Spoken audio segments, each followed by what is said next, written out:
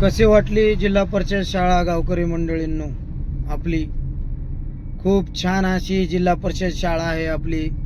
त्या शाळेमधून उद्याचं आपल्या गावाचं भविष्य घडणार आहे.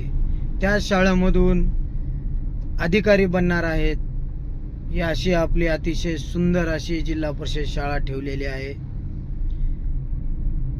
गावचे सरपंच सदस्य यांनी खूप मेहनत घेऊन आपली आदर्श बोरवटी आदर्श जिल्हा परिषद शाळा घडवलेली आहे. अक्षरशः मला ज्या वेळेला मी शाळेला व्हिजिट करायला गेलो तर असं लाज वाटत होती की शहराच्या जवळ असणारं आपलं गाव 5 ते 6 किलोमीटर जवळ असणारं त्या गावाची अवस्था काय आहे. 5 वर्षामध्ये या बॉडीनं काय केलं नेमकं? फक्त 8चे उतारे, मृत्यू प्रमाणपत्र, ज्या कामामधून 2 पैसे मिळतात तात्काळमध्ये, ही अशीच कामं केली का? फक्त का त्या कामासाठीच फक्त आपली ग्रामपंचायत आहे? त्या शाळेमध्ये एवढे हाल आहेत. अर्धा 1 तास फक्त पाऊस पडल्यानंतर जर विद्यार्थ्यांच्या गुडघ्यापर्यंत पाणी येत असेल तर 10 ते 15 दिवस जर लगातार पाऊस पडला तर काय हाल होत असतील तिथले. अतिशय घाण तिथे होती. कचरा तिथेच टाकलेला, वाळू तिथेच, खडी तिथेच, पत्र तिथेच, गज पण आणून टाकले होते. परत तिथे खड्डे मारलेले आहेत. सुट्ट्या होत्या त्यावेळेस काही काम नव्हतं. शाळा भरल्यानंतर काय काम चालू झालं काही माहित नाही. गावातल्या कुठल्याही व्यक्तीला गावामध्ये काय चालतं याची काही कल्पना नाही. कधीच आतापर्यंत जेवढी चौकशी केली ग्रामसभा होत नाही. मग नेमकं ह्या बॉडीनं केलं काय? कुठले कामं केली? कुठलाही अंदाज येत नाही कामाचा. पोलवरचे बरेच लाईटी नाहीत. शाळेमध्ये जाताना बघितलं किती घाण पडलेली आहे आजूबाजूला, त्याच्यावरती नियंत्रण कोणाचं नाहीये. चिखल आहे तिथं,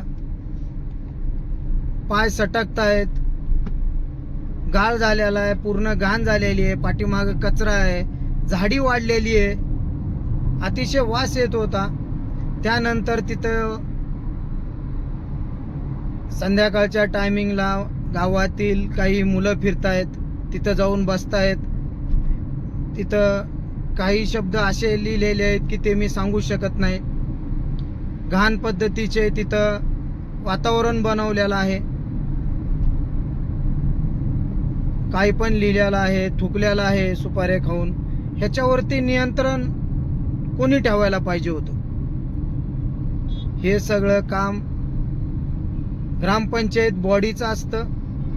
प्रत्येक सदस्यातल्या प्रत्येक वार्डमधला जो सदस्य आहे तिथला विद्यार्थी शाळेमध्ये शिकायला असतोच.